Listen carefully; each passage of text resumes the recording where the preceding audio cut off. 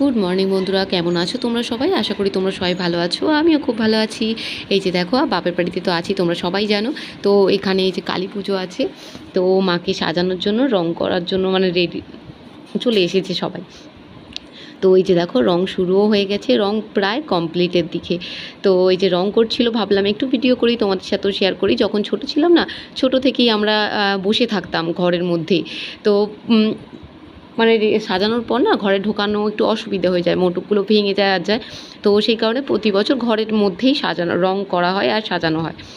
তো ছোট্ট থেকে আমরা মানে ছোট্ট মানে আমার জন্মেরও আগে থাকতে এই পুজো। তো আমার জেঠু মানে বড় জেঠু যে যত বছরে তত বছরের নাকি এই পুজো। তো যাই হোক, তো প্রতি বছর এরকমভাবে রং করা থেকে শুরু করে সব কিছু মানে একদম বাড়িতেই ঠাকুর তৈরি হয়। তো সেটাও দেখা অভ্যস্ত। তো খুবই ভালো লাগে, কখন রং করতে আসবে, কখন রং করতে আসবে, একটা এক্সাইটমেন্ট থাকে। তো যাই হোক, এখনও বিয়ের পরও সেই এক্সাইটমেন্ট আর যায়নি।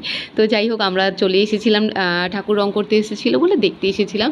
তো দেখছিলাম, ভাবলাম একটু তোমাদের সাথেও শেয়ার করি, তোমাদেরও আশা করি ভালো লাগবে। আর এখানে দেখো, শিব ঠাকুরকে চুল পড়াচ্ছিল না, আমার মেয়ে বলছে, মা দেখো টাকলু। তো কি বলবো বলো, ওকে বললাম যে বলতে নেই, নন ঠাকুর হয় না। ও বললো ও আচ্ছা আচ্ছা। তো তারপরে দেখো, তো ঠাকুর রং করতে করতে দুপুর প্রায় গড়িয়ে এসেছিলো। তো এখানে দেখো, রাত্রিরে রান্নার জন্য না সব তোড়জোড় আরম্ভ হয়ে গেছে। তো ভাবলাম একটু ভিডিও করে নিই। আর এখানে যে আমার কাকাটা আনাজ খোলাগুলো নিচ্ছিল, আমার বাবাও কিছু নিয়েছিল। এই যে দেখো, পুজো দিতে যাবো বলে সব রেডি হয়ে গেছে। আর এইটা আমার দিদি পুজো দিতে যাবে, ওর ছেলের মানসিক আছে সেই জন্য। আর এটা আমার মায়েদের, আর আমি এটা, সবাই রজনীগন্ধা দিচ্ছে, সেই কারণে আমি ভাবলাম আমি রজনীগন্ধা দেবই না। আমি যেন জবা ফুল, আকন্দ ফুল আর অপরাজিতা। সকালবেলা সেই ভাই করতে গিয়েছিল, কোলাঘাট থেকে ফুল এনেছে, তো সব ফুলগুলো না ঝিমিয়ে গেছে একটু। যাই হোক, কী করা যাবে। আর এটা আমি দেবো।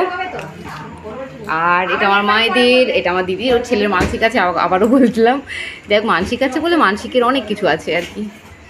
যাই হোক, এগুলো দিয়ে আসি। ভিডিও বানানোর কেউ নেই, ঘরে একটু বানিয়ে নিচ্ছি। আর আমি কীরকম রেডি হয়েছি দেখিয়ে দিই, যে আমার দিদি, আর আমাকে একটু দেখাই, দাঁড়াও। সিম্পল রেডি, যা গরম পড়েছে, এমনি সিম্পলি সবাই আছে। দেখা যাই ঠাকুরতলায়, তারপর দেখাচ্ছি। এই যে দেখো, পুজো দিতে চলে এসেছি। এখানে এসে মালাগুলো সব দিয়ে দিলাম, ফুল টুল যা কিছু চাল। তো এখানে যে মালাগুলো পরিয়ে দিয়েছিলো, পরে না মালাগুলো পরানো যায় না, কারণ এখানটা পুরোটাই ঘেরা হয়ে যায়। সেই কারণে এই যে পদ্ম ফুল দিয়ে সাজাচ্ছিল কি সুন্দর করে। তারপরে দেখো, ওখানে সব রেডি হয়ে যাওয়ার পর ঘর ডোবানোর জন্য চলে এসেছিলো। তো ঘর ডোবানোর একটু ভিডিও করলাম।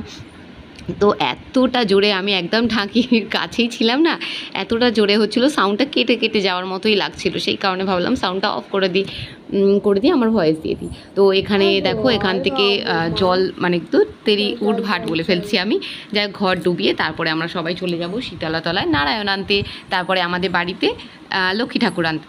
তো পুরো ভিডিও বানাতে পারিনি, যতটা পেরেছি তোমাদের সাথে শেয়ার করছি। তো তোমরা প্লিজ আমাকে একটু সাপোর্ট করো, আমার ভিডিওটা একটু দেখো, আর পুরো ভিডিওটা দেখবে। আর ভালো লাগলে অবশ্যই একটা লাইক আর কমেন্ট করে দিও।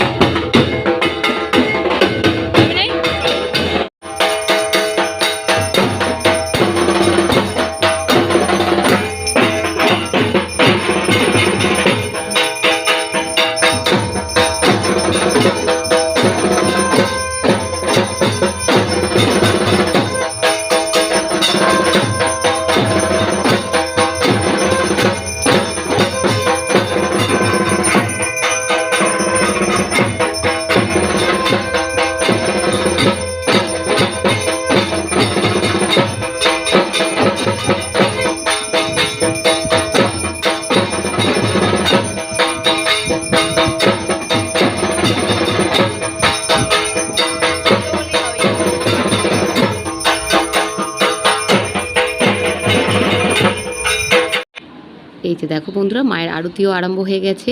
আর আমি জানতাম না ঠাকুরটা না আমার মেয়ের মানসিকের, তো আমার ভাই আমাকে বলেইনি, তো আমি এখানে এসেই জানতে পেরেছিলাম। তো যাই হোক, আমিও উপোস ছিলাম পুষ্পাঞ্জলি দেবো বলে। আর এখানে দেখো ঢাকা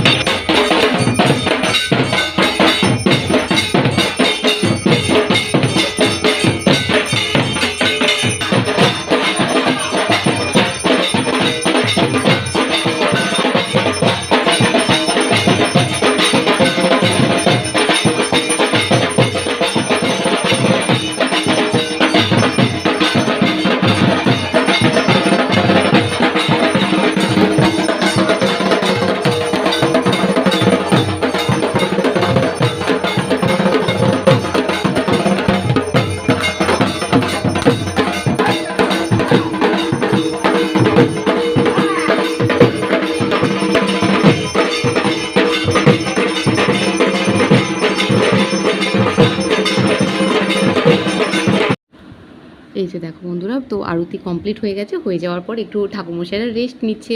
আর বলো না, যে দাদাটা আমাদের আরতি করে না, পুরো ঘেমে চান মানে চান করে গিয়েছিল। অনেকক্ষণ ধরে আরতিটা হয় না, সেই কারণে। আর দুবার ধরে আরতি হয়, তো পুরোটা তো ভিডিও আমি করতে পারিনি, যতটা পেরেছি তোমাদের সাথে শেয়ার করেছি। আর এখানে আমার সব ঠাকুমা, জেঠিমা, বড় মা সবাই আছে, সবাই।